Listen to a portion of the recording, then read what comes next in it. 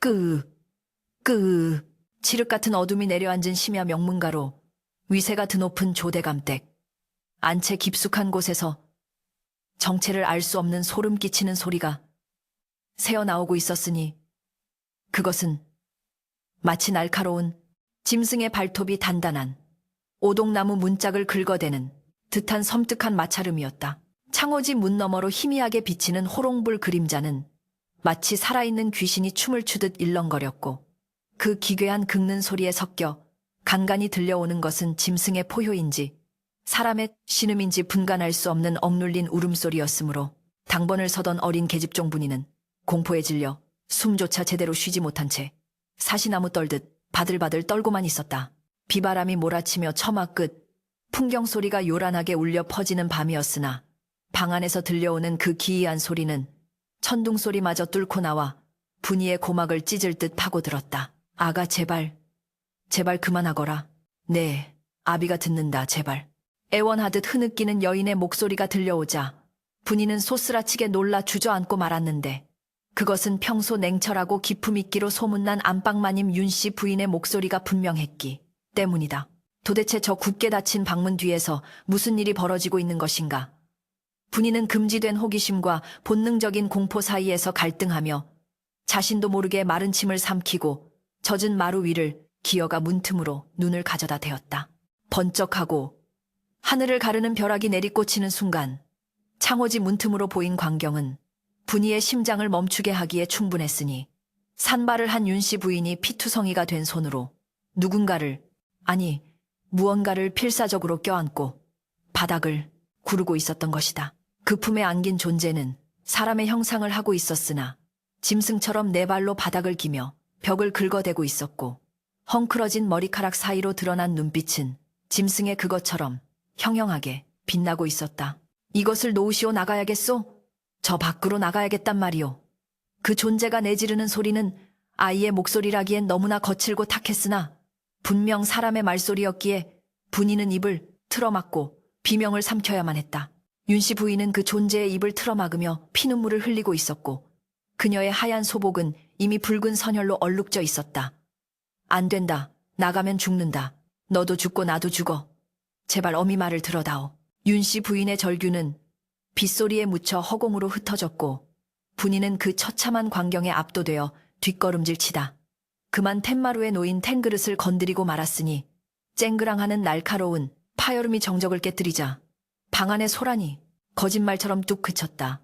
조대감의 저택은 한양 도성 안에서도 으뜸가는 명당에 자리 잡고 있었으며 소슬대문의 위용만으로도 지나가는 백성들이 고개를 숙일 만큼 대단한 위세를 자랑하는 곳이었으나 그 화려한 기와지붕 아래 깊은 어둠이 도사리고 있다는 사실을 아는 이는 극히 드물었다. 겉으로 보기에는 부귀영화가 넘쳐 흐르는 사대부 가문이었지만 안채 깊숙한 곳 햇빛조차 제대로 들지 않는 북쪽 끝방은 하인들 사이에서 귀신 들린 방이라 불리며 금기의 공간으로 여겨진 지 오래였다. 낮에는 쥐 죽은 듯 고요하다가도 밤만 되면 들려오는 기이한 소리 때문에 하인들은 해가 지면 안채 근처에는 얼씬도 하지 않으려 했고 새로 들어온 하인들이나 영문을 모르는 객들만이 밤새 잠을 설치며 공포에 떨어야 했다. 세간에는 조대감 댁에 억울하게 죽은 첩실의 원혼이 붙었다느니 집터가 새서 도깨비가 나온다느니 하는 흉흉한 소문이 돌았지만 조대감은 입을 굳게 다문 채 그 어떤 해명도 하지 않았고 오히려 소문을 입에 올리는 종놈들을 멍석말이하여 내쫓는 등 과민한 반응을 보였다. 윤씨 부인은 본래 명문가의 규수로 태어나 조대감에게 시집올 때만 해도 꽃처럼 고운 자태와 온화한 성품으로 칭송이 자자했으나 7년 전 난산을 겪은 뒤로 사람이 완전히 변해버렸다는 것이 집안 사람들의 공통된 증언이었다. 해산하던 날 밤 벼락이 떨어져 사랑채의 고목이 불타오르는 등 불길한 징조가 가득했고 그날 이후 윤씨 부인은 갓 태어난 아기가 사산되었다고 공표했으나 정작 본인은 아이를 잃은 슬픔에 미쳐버린 듯 안채 별당에 틀어박혀 두문불출하기 시작했다. 그녀는 그 누구의 출입도 허락하지 않은 채 하루에 딱 한 번 들여보내는 밥상과 물 외에는 바깥 세상과의 인연을 끊고 살았는데 세월이 흐를수록 그녀의 모습은 피골이 상접하여 마치 살아있는 시체와도 같아졌다. 가끔 안채를 지나던 하인들이 문틈으로 엿본 그녀의 눈빛은 깊은 우물처럼 어둡고 공허했으며 때로는 무언가에 홀린 듯 허공을 향해 중얼거리거나 실성한 사람처럼 웃음을 터뜨리기도 하여 보는 이들의 등골을 오싹하게 만들었다. 그러나 분이가 목격한 그날 밤의 진실은 세간의 소문보다 훨씬 더 끔찍하고 비극적인 것이었으니 윤씨 부인이 숨기고 있던 비밀은 죽은 원혼 따위가 아니라 살아서 숨쉬는 하지만 결코 세상에 드러나서는 안 되는 살아있는 저주였던 것이다. 폭우가 쏟아지던 그날 밤 분이는 안방마님의 처소에서 들려온 그릇 깨지는 소리에 놀라 도망치려 했으나 덜컥 열린 방문 사이로 윤씨 부인과 눈이 마주치고 말았다. 헝클어진 머리, 핏기 없는 입술, 그리고 공포와 광기가 뒤섞인 눈동자가 분이를 꿰뚫어 보았고 그 뒤 어둠 속에서 붉은 눈빛을 번득이는 작은 생명체가 분이를 향해 으르렁거리는 소리를 내었다. 보았느냐? 윤씨 부인의 목소리는 낮고 차가웠으며 마치 지옥 밑바닥에서 울려 나오는 듯한 울림이 있었다. 분이는 공포에 질려 고개를 세차게 저으며 뒷걸음질 쳤으나 다리가 풀려 그 자리에 주저앉고 말았고 윤씨 부인은 비틀거리는 걸음으로 다가와 분이의 어깨를 앙상한 손으로 꽉 움켜쥐었다. 네가 본 것은 아무것도 아니다. 알겠느냐? 만약 입 밖으로 번긋이라도 했다가는 내년에 혀를 뽑아버릴 것이다. 윤씨 부인의 소나기 힘은 병약한 사람의 것이라고는 믿기지 않을 만큼 강했고 분이는 살기 어린 위협에 압도되어 눈물만 뚝뚝 흘리며 고개를 끄덕였다. 그때 방 안쪽 어둠 속에서 다시금 끄으그 하는 소리와 함께 그 작은 존재가 기어 나오려 하자 윤씨 부인은 황급히 몸을 돌려 아이를 막아서며 다시금 방 안으로 밀어넣었다. 들어가거라 나오지 말라 하지 않았느냐. 윤씨 부인이 아이를 향해 소리치자 그 존재는 분이 쪽을 한번 흘기 쳐다보고는 어둠 속으로 사라졌는데 찰나의 순간 분이는 보았다. 그것은 짐승이 아니었다. 비록 온몸이 털로 뒤덮이고 얼굴에 기괴한 흉터가 있었지만 그것은 분명 7, 8살쯤 되어 보이는 사내 아이의 모습이었다. 그 아이의 눈망울은 짐승처럼 사나웠으나 그 깊은 곳에는 말로 표현할 수 없는 슬픔과 외로움이 고여 있었다. 분이는 도망치듯 안채를 빠져나와 자신의 행랑방으로 돌아와서도 이불을 뒤집어 쓰고 밤새도록 떨었으나 머릿속에서는 그 아이의 눈빛이 떠나지 않았다. 세상에 태어나자마자 죽은 것으로 처리되어 7년이라는 긴 세월 동안 저 좁고 어두운 방 안에 갇혀 짐승처럼 길러진 아이. 햇빛 한 줌 보지 못하고 사람의 말을 배우는 대신 짐승의 울음소리를 내며 벽을 긁어대야만 했던 그 아이의 정체는 과연 무엇이란 말인가? 조대감은 왜 자신의 핏줄을 저토록 잔인하게 가두어 두었으며 윤씨 부인은 왜 그 지옥 같은 방에서 아이와 함께 말라가기를 자처했는가? 분이의 머릿속은 온통 의문으로 가득 찼고 다음 날 아침 조대감이 안채를 향해 무거운 발걸음을 옮기는 것을 보았을 때 분이는 직감적으로 이 집안에 거대한 파란이 닥쳐오고 있음을 느꼈다. 비가 그친 뒤에 하늘은 야속하리만치 맑고 푸르렀으나 조대감 댁의 담장 안에는 여전히 씻겨나가지 않은 검은 그림자가 짙게 드리워져 있었다. 조대감은 뒷짐을 진 채 근엄한 표정으로 안채 마당에 들어섰는데 그의 뒤로는 험상궂게 생긴 장정 2명이 밧줄과 자루를 들고 따르고 있었다. 안채의 문은 여전히 굳게 닫혀 있었고 인기척 하나 없이 고요했지만 그 정막은 폭풍전야의 고요함처럼 위태로웠다. 부인 인기척이 없는 걸 보니 아직도 자고 있는 게요. 해가 중천에 떴거늘 안주인이 이리 게을러서야 원. 조대감의 목소리는 짐짓 태연한 척했으나 그 안에는 날 선가시가 돋쳐 있었다. 그는 닫힌 방문을 노려보며 헛기침을 한번 크게 하더니 뒤따르던 장정들에게 눈짓을 보냈다. 무엇들 하느냐? 어서 저 문을 뜯어내지 않고. 그 명령이 떨어지기가 무섭게 장정들이 우악스러운 손길로 안채의 문고리를 잡고 흔들기 시작했고 그 소란에 놀란 윤씨 부인의 비명소리가 방 안에서 터져 나왔다. 안 됩니다. 대감, 제발 이러지 마십시오. 이 아이는 당신의 핏줄입니다. 문의 창호지가 찢어지고 나무 문살이 부서지는 소리와 함께 방 안의 풍경이 백일하에 드러나려 하는 찰나 조대감의 얼굴에는 비릿한 미소가 스쳐 지나갔다. 그는 이미 결심을 굳힌 듯했다. 가문의 명예에 먹칠을 하는 저 흉물을 더 이상 살려둘 수 없다는 비정한 결단이었다. 윤 씨 부인이 몸으로 문을 막아서며 필사적으로 저항했지만 장정들의 힘을 당해낼 수는 없었다. 쾅 하는 소리와 함께 문짝 하나가 떨어져 나가고 따스한 아침 햇살이 7년 만에 처음으로 그 어둡고 습한 방 안으로 쏟아져 들어갔다. 그리고 그 빛이 닿은 곳 구석에 웅크리고 있던 작은 생명체가 빛을 피해 비명을 지르며 두 손으로 얼굴을 감싸 쥐었다. 으악, 뜨거워 아파. 그것은 짐승의 포효가 아닌 분명한 사람의 말소리였다. 아이의 처절한 외침에 조대감의 눈썹이 꿈틀거렸고 윤 씨 부인은 아이를 감싸 안으며 남편을 향해 도끼를 품은 눈으로 쏘아보았다. 바야흐로 감춰져 있던 비극의 서막이 올랐고 운명의 수레바퀴는 잔혹하게 굴러가기 시작했다. 시간을 거슬러 올라가 7년 전 하늘이 뚫린 듯 장대비가 쏟아지고 벼락이 내리꽂히던 그날 밤의 비극을 이야기하지 않고서는 작금의 사태를 온전히 이해할 수 없을 것이니 그날 밤 조대감의 저택은 축복이 아닌 저주에 공포에 휩싸여 있었다. 산딸을 꽉 채우고도 소식이 없어 온 집안을 애태우던 윤 씨 부인이 마침내 진통을 시작했으나 난산도 그런 난산이 없어 산모의 비명이 사흘 밤낮으로 안채의 기둥을 흔들었고 용하다는 의원들이 줄을 지어 드나들었으나 모두 고개를 가로저으며 혀를 찰 뿐이었다. 밖에서는 수백 년 묵은 회화나무가 벼락을 맞아 쩍하고 갈라지는 흉사가 벌어졌고 지붕 위에서는 부엉이가 목이 터져라 울어대니 하인들은 사시나무 떨듯 떨며 이 해산이 가문에 큰 화를 불러올 것이라 수군거렸다. 조대감은 사랑채에 앉아 끊임없이 피워대는 담뱃대 연기 속에서 초조함을 감추지 못하고 있었는데 대를 이을 아들을 고대하는 마음 한편으로 알 수 없는 불길함이 그의 심장을 죄어오고 있었기 때문이다. 마침내 새벽녘 찢어질 듯한 비명과 함께 아기의 울음소리가 터져나왔으나 그것은 힘차고 우렁찬 고고성이 아니라 마치 쇠를 긁는 듯한 기이하고 탁한 소리였기에 산실을 지키던 늙은 산파는 핏덩이 아이를 받아들자마자 악 하는 외마디 비명을 지르며 뒤로 나자빠지고 말았다. 산파의 비명에 놀라 방문을 박차고 들어온 조대감의 눈앞에 펼쳐진 광경은 실로 충격적이었으니 탯줄도 끊지 않은 채 바닥에 놓인 핏덩이는 여느 갓난아이와는 판이하게 다른 기괴하고 흉측한 형상을 하고 있었던 것이다.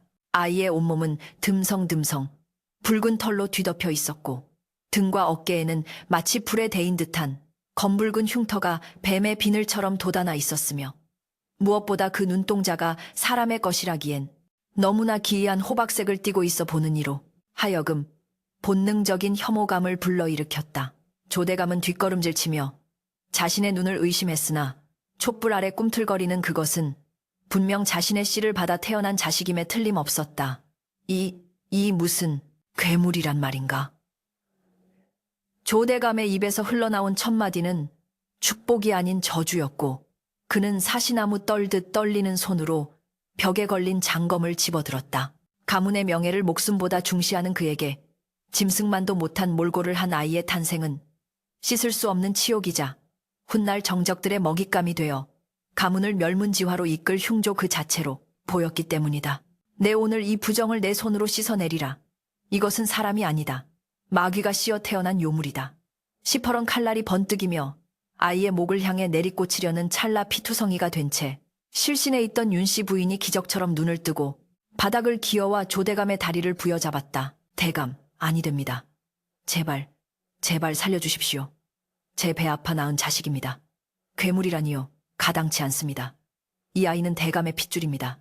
윤 씨 부인은 산후의 고통도 잊은 채 짐승처럼 울부짖으며 남편의 다리에 매달렸고 그녀의 손톱이 조대감의 바짓가랑이를 찢어놓을 듯 파고들었다. 조대감은 혐오감에 가득 찬 눈으로 발길질을 하여 부인을 떨쳐내려 했으나 자식을 지키려는 어미의 힘은 실로 초인적이었기에 꿈쩍도 하지 않았다. 비키시오 부인 저 꼴을 보고도 자식이라는 말이 나오.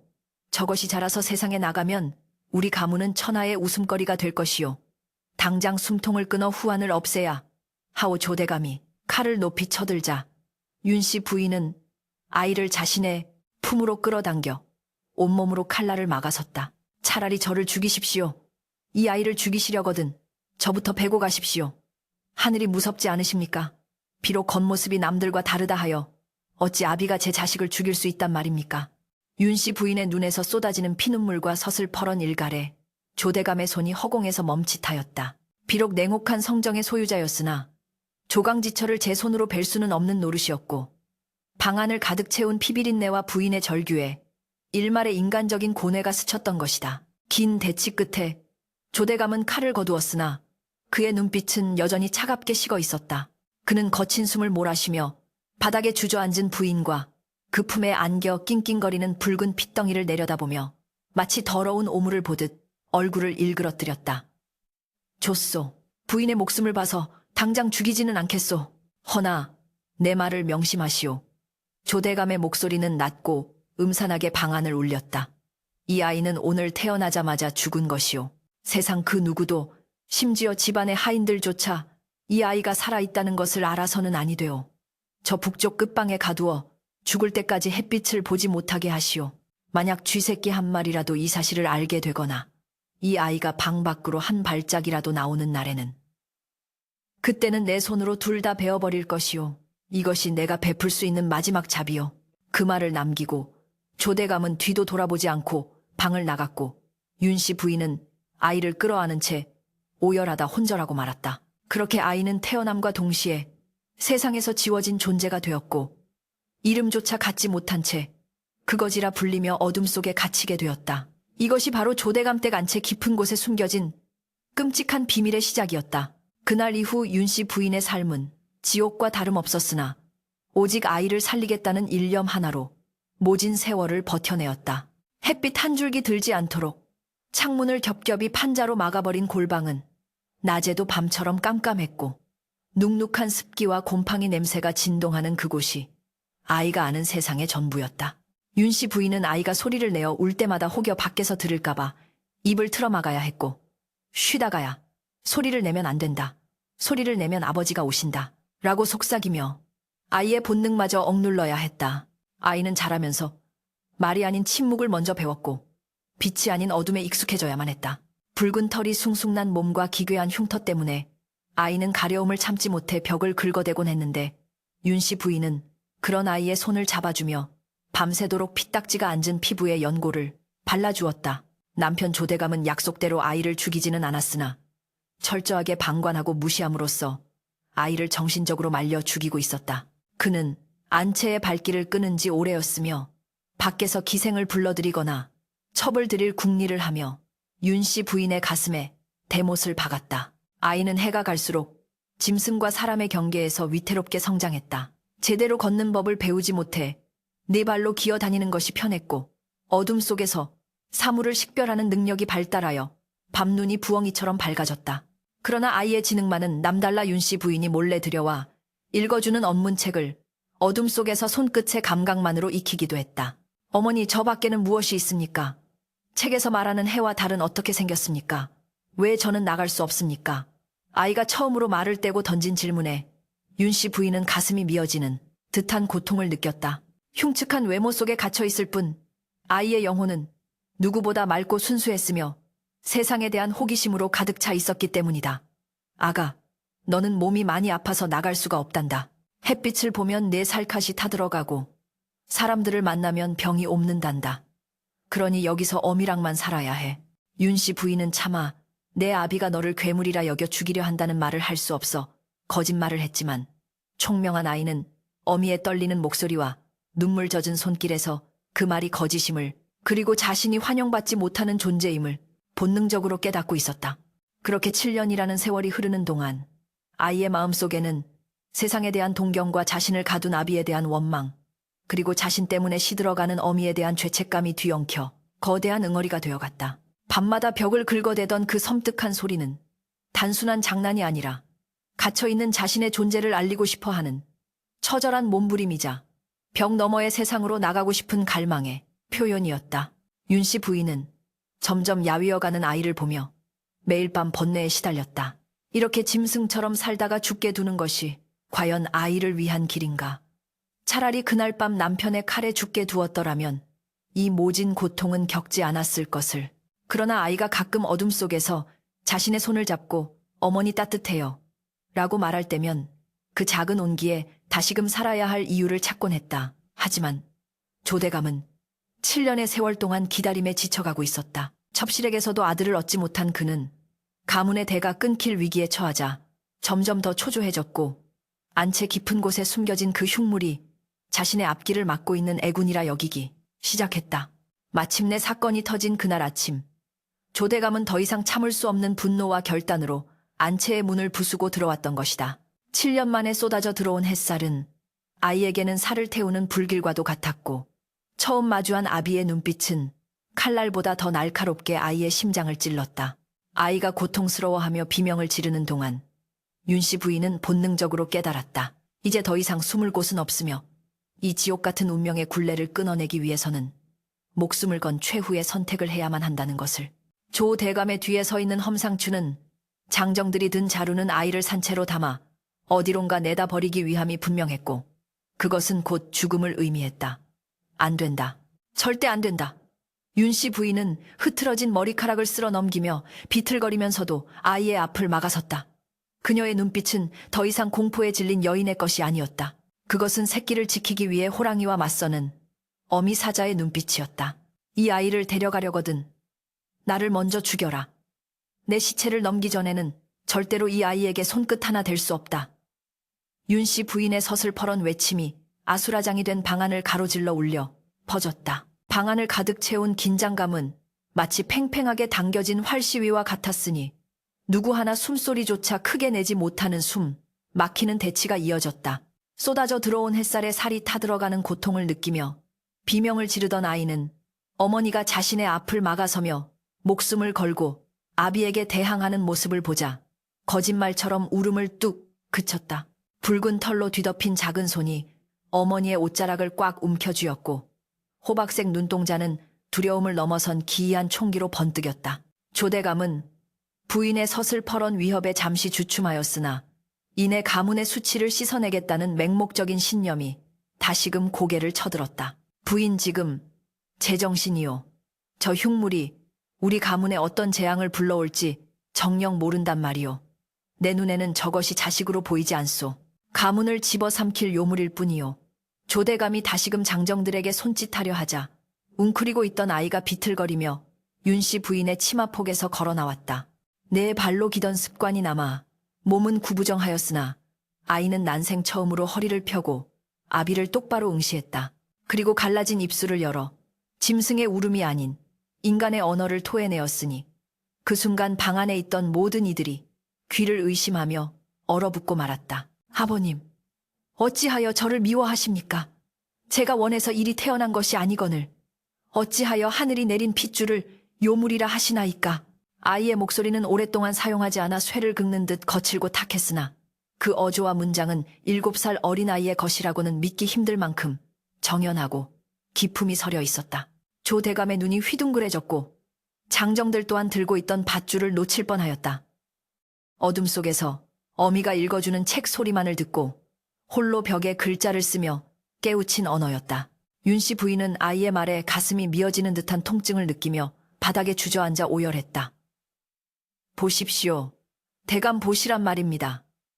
이 아이는 짐승이 아닙니다. 대감의 피를 이어받아 이토록 총명하고 맑은 영혼을 지닌 사람입니다. 부인의 절규에도 불구하고 조대감의 놀라움은 곧 더 큰 공포와 혐오로 바뀌었다. 흉측한 외모를 한 괴물이 사람의 말을, 그것도 법도에 맞는 언사를 구사한다는 사실은 그에게 있어 더욱 불길한 징조로 다가왔기 때문이다. 닥쳐라. 내 이놈 요물이 사람의 흉내를 내어 나를 현혹하려 드는구나. 저 입을 당장 막지 못할까. 조 대감의 호통에 장정들이 머뭇거리며 다가오자 윤씨 부인은 품에서 은장도를 꺼내 자신의 목에 겨누었다. 서슬퍼런 칼날이 그녀의 하얀 목덜미를 파고들어 붉은 피가 한 방울 주르륵 흘러내렸다. 한 발자국만 더 움직이면 내 이 자리에서 자결하여 대감의 잔인함을 온 천하에 알릴 것입니다. 조씨 가문의 안방마님이 억울하게 죽어 원기가 되면 대감의 앞길이 어찌 될지 잘 생각해 보십시오.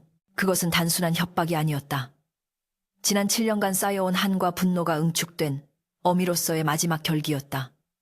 조대감은 입술을 깨물며 주먹을 부들부들 떨었다. 집안에서 시체가 나가는 것도 흉한데 안방마님이 자결했다는 소문이 나면 사헌부의 감찰을 피할 수 없을 뿐더러 곧 있을 정승판서 대과의 혼담도 깨질 것이 분명했다. 그는 차갑게 식은 눈으로 아이와 부인을 번갈아 노려보다가 거칠게 소매를 떨치며 뒤로 물러섰다. 좋소. 내 부인의 그 지독한 고집에 질렸소. 허나 저것을 이 집에 둘 수는 없는 노릇이오. 내일 날이 밝는 대로 저것을 저 멀리 강원도 깊은 산속 암자로 보낼 것이오. 그곳에서 죽은 듯이 살게 하시오. 이것이 내가 베풀 수 있는 마지막 타협이오. 조대감과 하인들이 물러가고 너덜너덜해진 문짝 사이로 찬바람이 들이닥치자 긴장이 풀린 윤씨 부인은 아이를 끌어안고 하염없이 눈물을 흘렸다. 그러나 위기는 끝난 것이 아니었다. 갑작스러운 햇빛 노출과 극심한 공포, 그리고 아비에게 거부당한 충격 때문인지 아이의 몸이 불덩이처럼 달아오르기 시작했다. 아이는 고열에 시달리며 헛소리를 중얼거렸고 온몸의 붉은 털이 땀에 젖어 흉터와 엉겨 붙었다. 어머니, 춥습니다. 너무 밝아서 눈이 아픕니다. 아버지는 왜 저를... 아이의 신음소리는 윤씨 부인의 가슴을 후벼 팠다. 의원을 부를 수도 없었다. 조대감이 아이의 존재가 밖으로 새어나가는 것을 막기 위해 안채의 출입을 철저히 봉쇄했기 때문이다. 윤씨 부인은 차가운 물수건으로 아이의 몸을 닦아주는 것 외에는 할 수 있는 것이 없었다. 밤이 깊어지자 아이의 숨소리는 점점 더 거칠어졌고 생명의 불꽃이 꺼져가는 듯 위태로워졌다. 그때 어둠 속에서 누군가가 조심스럽게 안채로 스며들었으니 그것은 낮에 보았던 어린 계집종분이었다. 분이는 품속에 숨겨온 탕약 사발과 물병을 떨리는 손으로 내밀었다. 마님, 이거라도. 분이의 눈에는 두려움이 가득했으나 그보다 더 큰 연민이 서려 있었다. 낮에 아이가 내뱉은 말, 어찌하여 저를 미워하십니까? 라는 그 한마디가 분이의 마음을 움직인 것이다. 윤씨 부인은 분이의 손을 잡고 고맙다는 말을 할 겨를도 없이 급히 아이에게 약을 먹였다. 아이가 힘겹게 약을 삼키고 잠시 진정되자 분이는 주위를 살피며 목소리를 낮추어 충격적인 사실을 고했다. 마님, 정신 차리셔야 합니다. 아까 사랑채 뒤에서 하인들이 하는 이야기를 들었습니다. 대감마님께서는 도련님을 암자로 보내실 생각이 없으십니다. 내일 새벽 가마에 태워 산을 넘어가다가 깊은 낭떠러지에 가마째로 던져버리라고, 사고사로 위장하여 없애버리라고 명하셨습니다. 분이의 말은 청천벽력과도 같았다. 조 대감의 마지막 타협은 그저 윤씨 부인을 안심시키고 시선을 돌리기 위한 비열한 속임수였던 것이다. 윤씨 부인의 눈빛이 흔들리더니 이내 차갑게 가라앉았다. 이제 더 이상 물러설 곳은 없었다. 남편에 대한 일말의 기대조차 산산이 부서진 순간 그녀의 마음속에서 나약한 연민은 사라지고 비정한 결단만이 남았다. 새벽이 오기 전 폭풍우가 몰아칠 듯 바람이 거세게 불어 닥쳤다.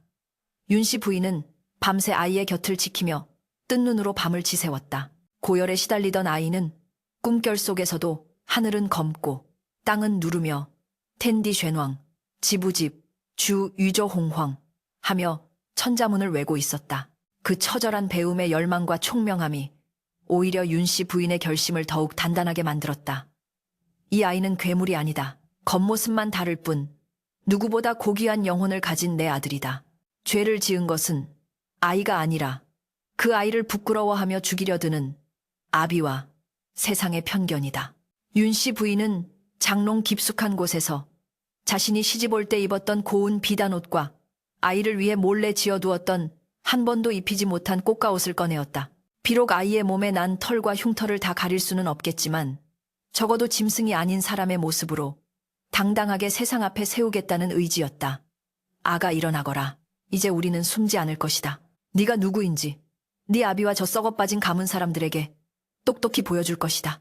윤씨 부인은 정화수를 떠놓고 비는 대신 아이의 몸을 정성스럽게 닦였다. 붉은 털 사이로 드러난 화상 자국을 어루만지며 그녀는 속삭였다. 이것은 흉터가 아니다. 네가 지옥 같은 곳에서 살아남았다는 증표다. 부끄러워하지 말거라. 고개를 숙이지 말거라. 아이는 열이 조금 내린 듯 희미하게 눈을 뜨고 어머니를 바라보았다. 어머니, 어디로 가는 것입니까? 아버지가 계신 곳입니까? 아이의 물음에 윤씨 부인은 붉은 입술을 앙다물고 고개를 끄덕였다. 그렇다. 하지만 이번에는 용서를 빌러가는 것이 아니다. 너의 자리를 찾으러 가는 것이다.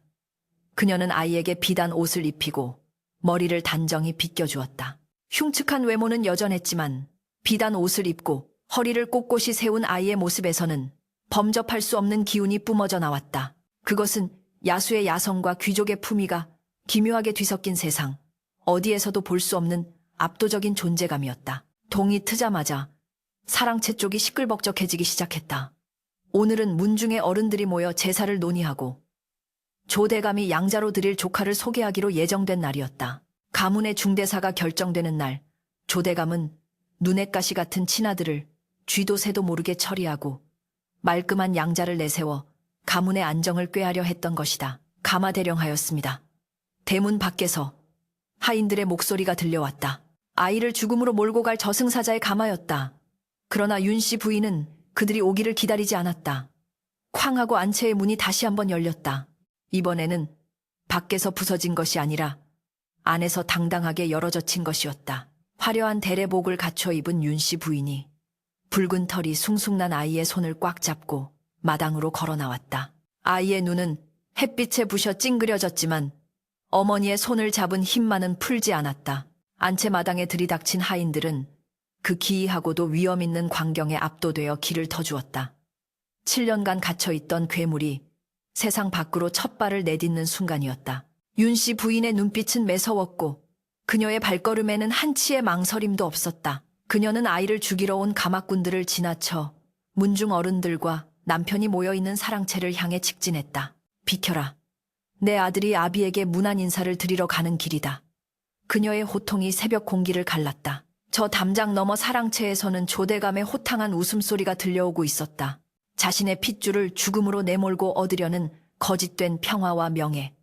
윤씨 부인은 그 위선의 가면을 산산조각 내기 위해 호랑이 굴로 제 발로 걸어 들어가고 있었다. 바야흐로 거짓과 진실, 비정과 모성이 정면으로 충돌하는 운명의 시간이 다가오고 있었다. 사랑채 대청마루는 가문의 위세를 과시하듯 화려한 연회상으로 가득 차 있었고 문중의 원로들과 인근 고을의 유력한 사대부들이 모여 앉아 술잔을 기울이고 있었다.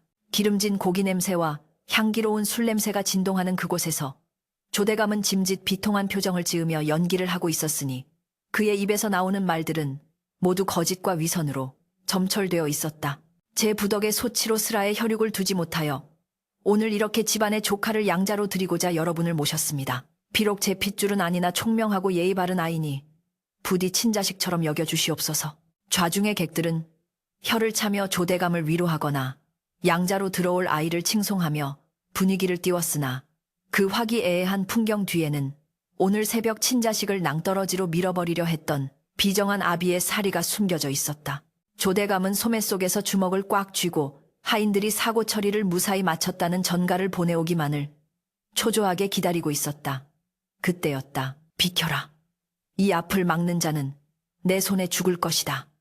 밖에서 들려온 날카로운 고함 소리가 연회장의 흥겨운 가락을 단숨에 끊어놓았다. 모두의 시선이 문 쪽으로 쏠리는 순간 쾅 하는 굉음과 함께 굳게 닫혀있던 사랑채의 미닫이 문이 활짝 열렸다. 그리고 그 문지방 너머로 불어닥친 찬바람과 함께 마치 지옥에서 귀환한 듯한 두 사람의 형상이 나타났다. 머리를 산발하고 눈에는 핏발이 선 윤씨 부인, 그리고 그녀의 손을 꼭 잡고 서 있는 온몸이 붉은 털로 뒤덮인 기괴한 아이. 화려한 비단옷을 입었으나 감출 수 없는 흉측한 외모와 이글거리는 호박색 눈동자는 좌중을 공포의 도가니로 몰아넣기에 충분했다. 저게 무엇인가? 사람이란 말인가? 짐승이란 말인가? 객들은 비명을 지르며 뒷걸음질 쳤고 술상이 엎어지며 술과 안주가 바닥을 뒹굴었다. 조대감의 얼굴은 사색이 되어 입술이 파르르 떨렸다. 죽은 줄 알았던 아니 죽었어야 할 그것도 문중의 어른들이 모두 모인 이 자리에 보란듯이 나타난 것이다. 부부인. 이게 무슨 행패요? 당장 저 흉물을 끌고 나가지 못하겠소. 조대감이 벌떡 일어나 소리쳤으나 윤씨 부인은 눈 하나 깜짝하지 않고 당당하게 연회장 중앙으로 걸어 들어왔다. 대감 똑똑히 보십시오. 그리고 여기 계신 어르신들도 두 눈을 뜨고 보십시오. 윤씨 부인의 목소리는 천둥처럼 쩌렁쩌렁 울렸다. 그녀는 아이를 자신의 앞으로 내세우며 피를 토하듯 외쳤다. 이 아이가 바로 조대감의 친아들입니다. 7년 전 죽었다고 공표했던 바로 그 아이란 말입니다. 흉측한 몰골로 태어났다는 이유 하나만으로 아비에게 버림받고 빛 한 줄기 없는 골방에 갇혀 짐승처럼 살아온 제 아들입니다. 좌중은 찬물을 끼얹은 듯 조용해졌고 사람들은 믿을 수 없다는 표정으로 조대감과 아이를 번갈아 쳐다보았다. 조대감은 당황하여 식은땀을 흘리면서도 끝까지 진실을 덮으려 발악했다. 미쳤군. 부인이 드디어 미쳤어. 저것은 내 자식이 아니오. 어디서 요괴가 씌어 흉한 것을 데려와 집안을 망치려 드는 게요. 여봐라. 당장 저 미친 여인과 괴물을 끌어내라. 하인들이 주춤거리며 다가오려 하자 윤씨 부인은 품에서 하얀 종이 뭉치를 꺼내어 바닥에 뿌렸다. 그것은 지난 7년간 아이가 어둠 속에서 손톱으로 긁어 벽지에 쓴 글귀들이었다. 이것을 보시고도 요물이라 하시겠습니까? 짐승이라 하시겠습니까? 어둠 속에서 어미가 읽어주는 소리만 듣고 깨우친 글입니다. 제 아비가 저를 죽이려 한다는 것을 알면서도 단 한 번도 아비를 원망하지 않고 효를 글로 배운 아이입니다. 바닥에 흩어진 종이에는 빗둘배뚤하지만 힘있는 필체로 부생하신 후성워신, 모국하신 무주워신. 아버지는 내 몸을 낳으시고 어머니는 내 몸을 기르셨네 라는 글귀가 적혀 있었다. 문중에서 가장 학렬이 높은 노어른이 떨리는 손으로 종이 한 장을 집어들었다. 묵이 아닌 손가락을 깨물어 쓴 핏자국으로 얼룩진 글씨였다. 이것은 사람의 글이로다. 그것도 지극히 맑은 정신이 아니면 쓸 수 없는 글이야. 노어른의 중얼거림에 분위기가 반전되려는 찰나조 대감은 이성을 잃고 직접 칼을 뽑아들었다. 자신의 치부가 그토록 감추고 싶었던 가문의 수치가 만천하에 드러나는 것을 견딜 수 없었던 것이다. 닥치시오. 글을 쓴다고 사람이 되는 것은 아니오. 내 오늘 저 요물의 목을 베어 후한을 없애리라. 시퍼런 칼날이 아이를 향해 날아들자 윤씨 부인이 비명을 지르며 아이를 감싸 안았다. 그러나 칼날이 닿기 직전 놀라운 일이 벌어졌다. 7년간 한 번도 제대로 서보지 못했던 아이가, 짐승처럼 네 발로 기던 그 아이가 어머니를 밀쳐내고 비틀거리며 두 발로 우뚝 일어선 것이다. 그리고 날아오는 칼날을 피하지 않고 오히려 고개를 쳐들고 아비의 눈을 똑바로 응시했다. 그 기백에 눌린 조대감의 손이 허공에서 멈칫하였다. 아이의 눈에서는 짐승의 살기가 아닌 깊고 고요한 슬픔과 위험이 뿜어져 나오고 있었다. 아이는 갈라진 목소리로 그러나 또렷하게 입을 열었다. 아버님, 소자의 모습이 그리도 부끄러우십니까? 소자의 피가 그리도 더러우십니까? 그것은 7년 만에 아비에게 건네는 첫 인사였다. 아이는 천천히, 아주 천천히 무릎을 꿇고 엎드려 아비에게 큰 절을 올렸다. 흉측한 붉은 털과 흉터가 햇빛 아래 적나라하게 드러났으나 그 절하는 자태만은 그 어떤 귀공자보다도 품이 있고 정갈했다. 신체발부 수지부모, 센티파푸 셔즈 후무라 하였습니다. 제 몸과 터럭 하나도 부모님께 받은 것이니 감히 훼손하지 않는 것이 효의 시작이라 배웠습니다. 허나 아버님께서 제 모습이 역겨워 저를 죽이고자 하신다면 그것 또한 아버님의 뜻이니 달게 받겠습니다. 다만 아이는 고개를 들어 눈물 젖은 눈으로 윤씨 부인을 바라보았다. 제 어미만은 살려주십시오. 저를 7년간 지옥에서 지켜주신 분입니다. 저 때문에 평생을 죄인처럼 사신 분입니다. 제 목숨은 가져가시되 어미의 눈물은 닦아주십시오. 아이의 호소는 절절하여 듣는 이들의 폐부를 찔렀다. 연 회장은 순식간에 눈물바다로 변했고 짐승이라 손가락질하던 사람들은 부끄러움에 고개를 들지 못했다. 이것이 어찌 짐승의 말이란 말인가. 겉모습은 번드르르 하나 자식을 죽이려 한 조대감과 흉측한 외모 속에 효심과 인의를 품은 아이 중 과연 누가 짐승이고 누가 사람이란 말인가. 그때 침묵을 지키던 노어른이 지팡이로 바닥을 쿵 하고 내리치며 일갈했다. 조대감 그 칼 거두지 못할까? 자네는 눈이 멀었는가? 귀가 먹었는가? 천하에 다시 없을 효자를 두고 요물이라니. 내 평생 수많은 사람을 보았으나 이토록 흉한 육신에 이토록 고귀한 영혼이 깃든 것은 처음 보네. 부끄러운 줄 알게 자네가 죽이려 한 것은 괴물이 아니라 자네 가문을 빛낼 보석이었어. 노어른의 호통에 조대감은 넋이 나간 듯 칼을 떨어뜨렸다. 챙그랑 하는 소리가 정막을 깼다. 그는 믿을 수 없었다. 자신이 그토록 혐오하고 없애버리려 했던 존재가 실은 자신보다 더한 도덕과 기품을 갖추고 있었다는 사실을. 아이의 붉은 털 사이로 흐르는 땀방울이 햇빛을 받아 보석처럼 빛났고 그 순간 조대감은 처음으로 아이의 흉터가 아닌 아이의 눈동자를 보았다. 그곳에는 자신을 닮은, 그러나 자신은 잃어버린 순수한 영혼이 비치고 있었다. 어찌 네가. 조대감은 뒷걸음질 치다 마루 끝에 주저앉고 말았다. 그의 완고했던 아집과 명예욕이 산산이 조각나는 순간이었다. 윤 씨 부인은 달려와 아이를 끌어안고 오열했다. 아가 장하다. 내 아들 정말 장하다. 아이는 어머니의 품에 안겨 비로소 참았던 긴장을 풀고 가쁜 숨을 몰아쉬었다. 그러나 조대감의 몰락은 여기서 끝이 아니었다. 마당 구석에 숨어있던 분이가 용기를 내어 앞으로 걸어 나왔다. 어르신들 대감마님께서는 오늘 새벽 낭떠러지에서 가마를 밀어버리라고 사주하셨습니다. 제가 똑똑히 들었습니다. 분이의 증언은 결정타였다. 단순한 냉대가 아니라 계획적인 살인 미수였다는 사실이 밝혀지자 좌중의 시선은 싸늘한 경멸로 바뀌었다. 사대부의 명예를 목숨처럼 여기던 조대감에게 폐륜이라는 낙인은 사회적 매장이나 다름없었다. 그는 고개를 떨구고 부들부들 떨기만 할 뿐 아무런 변명도 하지 못했다. 하늘은 맑고 햇살은 눈부시게 쏟아지고 있었다. 7년간의 어둠을 뚫고 나온 아이는 이제 세상의 중심에 서 있었다. 그의 흉측한 외모는 더 이상 조롱거리가 아니라 고난을 이겨낸 영광의 상처로 비쳤다. 반면 비단옷을 입은 조대감은 그 누구보다 초라하고 추악한 모습으로 전락해 있었다. 진실의 법정에서 판결은 내려졌다. 겉모습의 아름다움과 추함이 뒤바뀌고 진정한 명예가 무엇인지가 만천하에 드러난 것이다. 아이는 비틀거리는 다리로 다시 한번 일어서며 주저앉은 아비를 향해 손을 내밀었다. 그 손은 거칠고 털투성이었으나 그 어떤 손길보다 따뜻하고 용서로 가득 차 있었다. 그것은 잔인한 아비를 향한 마지막 기회이자 인간으로서의 존엄을 증명하는 성스러운 몸짓이었다. 떨리는 손끝이 마침내 닿았을 때 조대감은 마치 불덩이를 움켜쥔 듯한 뜨거움에 전율해야 했으니 그것은 아이의 몸에서 나는 고열 때문이기도 했으나 더 본질적으로는 그 털북숭이 손바닥 안에 담긴 피보다 진한 천륜의 온기 때문이었다. 아비가 내치고 죽이려 했던 그 손을 아이는 원망 대신 용서로 내밀고 있었다.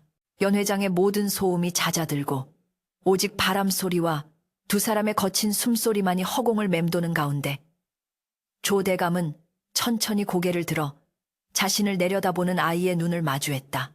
호박색 눈동자 짐승의 눈이라 여겨 7년간 단 한 번도 들여다보지 않았던 그 눈망울 속에 자신의 비겁하고 추악한 자화상이 고스란히 비치고 있었다. 조대감의 입술이 경련하듯 떨리더니 이내 꽉 막혀있던 두기 터지듯 굵은 눈물방울이 주르륵 흘러내려 비단 옷자락을 적셨다. 평생을 체면과 위신을 목숨처럼 여기며 살아온 사대부의 견고한 성벽이 그토록 혐오하던 괴물의 작은 손길 하나에 속절없이 무너져 내린 것이다. 소자의 손이 거칠어 아버님을 놀라게 해드렸나 봅니다. 아이는 아비가 아무 말 없이 눈물만 흘리자 자신의 흉측한 손이 아비를 불쾌하게 했다 여겨 황급히 손을 거두려 했다. 그 순간 조대감은 벼락같이 손을 뻗어 도망치려는 아이의 손목을 낚아채듯 꽉 부여잡았다. 그리고는 그 거친 손등 위에 자신의 이마를 갖다 대고 어린아이처럼 목 놓아 통곡하기 시작했다. 아니다. 더러운 것은 내 마음이다. 짐승만도 못한 것은 네가 아니라 바로 이 아비다. 조대감의 절규는 처절했다. 내 눈이 멀어 보석을 돌이라 하였고 내 귀가 먹어 천륜의 소리를 듣지 못했구나. 내가 죄인이다. 내가 죽일 놈이다. 그 통곡 소리에 연회장에 모인 객들조차 눈시울을 붉히며 고개를 돌렸고 문중의 노어르는 긴 탄식을 내뱉으며 고개를 끄덕였다. 그것은 단순한 후회가 아니라 뼈를 깎는 참회이자 영혼의 정화였다. 윤 씨 부인은 그제야 긴장이 풀린 듯 다리에 힘이 풀려 주저앉으면서도 남편과 아들이 서로를 붙들고 우는 모습을 보며 하염없이 안도의 눈물을 흘렸다. 7년간 꽉 막혀있던 응어리가 눈물과 함께 씻겨 내려가는 순간이었다. 그날의 사건은 한양 장안을 발칵 뒤집어 놓은 기이한 소문이 되어 퍼져나갔으나 그 내용은 이전과 사뭇 달랐다. 조대감 댁에 괴물이 산다는 흉흉한 소문은 사라지고 하늘이 내린 효자가 흉한 탈을 쓰고 태어나 아비의 죄를 씻겼다는 미담이 되어 사람들의 입에 오르내렸다. 조대감은 그날부로 모든 관직에서 물러나고 대외 활동을 끊은 채 오로지 집안에서 아들의 치료와 교육에만 전념하겠다고 선언했다. 가장 먼저 한 일은 안채 북쪽 끝방, 그 지옥 같았던 골방을 허물어버리는 것이었다. 인부들이 망치로 벽을 부수고 판자를 뜯어낼 때마다 7년 묵은 곰팡내와 어둠이 사라지고 그 자리에 눈부신 햇살과 신선한 바람이 들이닥쳤다. 조대감은 그 폐허 위에 정자를 짓고 빛을 맞이한다는 뜻의 영광정, 인광팅이라 이름 붙였다. 그리고 7년간 이름 없이 그것이라 불리던 아이에게 발글, 명밍, 자의 어질, 인련, 자를 써서 명인이라는 이름을 지어주었다. 비록 몸은 어둠 속에 있었으나 마음만은 그 누구보다 밝고 어질게 자랐음을 기리는 이름이었다. 전국의 명이란, 명인은 모두 조대감댁 문지방을 넘나들었다. 의원들의 진단 결과 명인의 기이한 외모는 요괴의 저주가 아니라 희귀한 피부병의 일종이라는 것이 밝혀졌다. 오랫동안 햇빛을 보지 못하고 비위생적인 환경에 방치된 탓에 병세가 악화되었을 뿐 꾸준히 약초물로 씻고 햇볕을 쬐면 털은 빠지고 흉터도 옅어질 것이라는 처방이 내려졌다. 윤씨 부인은 매일 아침 명인의 손을 잡고 양지 바른 정원을 거닐었다. 처음에는 햇빛이 따가워 눈도 제대로 뜨지 못하고 피부가 벌겋게 달아오르던 명인도 점차 따스한 온기에 익숙해져 갔다. 어머니 꽃냄새가 납니다. 바람이 뺨을 스치는 것이 간지럽습니다. 명인이 처음으로 꽃향기를 맡고 환하게 웃던 날, 그 미소 사이로 드러난 하얀 치아와 반짝이는 눈동자는 그 어떤 흉터로도 가릴 수 없는 아름다움을 뿜어내었다. 하인들은 더 이상 명인을 피하거나 두려워하지 않았고 도련님이라 부르며 진심으로 머리를 조아렸다. 겉모습이 변해서가 아니었다. 하인들이 실수하여 그릇을 깨거나 일을 그르쳐도 명인이 오히려 그들을 감싸주고 다독여 주었기 때문이었다. 세월은 유수와 같이 흘러 10년이라는 시간이 지났다. 조대감의 저택 서재에는 밤늦도록 불이 꺼지지 않는 날이 많았으니 장성한 명인이 학문에 매진하고 있었기 때문이다. 명인의 외모는 여전히 남들과 달랐다. 붉은 털은 많이 빠졌으나 여전히 거친 흔적이 남아 있었고 피부 곳곳에는 화상 같은 흉터가 얼룩져 있었다. 그러나 한양의 그 누구도 명인의 외모를 두고 수군거리지 않았다. 오히려 그의 깊은 학식과 고매한 인품을 흠모하는 선비들이 구름처럼 몰려들어 가르침을 청하곤 했다.